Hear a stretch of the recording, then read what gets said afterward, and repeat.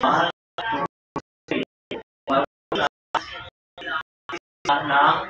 mabilis. Para lahat ng atake ng kalaban, kaya nyo depensahan ng inyong kamay. Kaya marunong na kayo ng sinawali. Mabilis na kaya nyo kain sa mga pamalo. Marunong kayo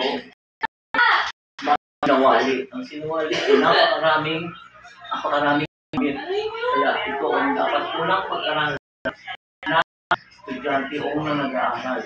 Ito yung wala pang stick. Ang kamay ay pinahaba lang na stick.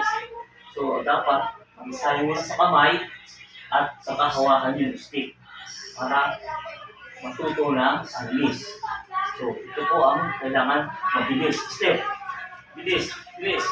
Yan, ayan na. So pag marunong na kayo, master na kayo, ayun na. Okay. Ako naman. At kami naman ni, matuto rin kami. Kain naman tayo. Siya na, kamani. Kamani, dali.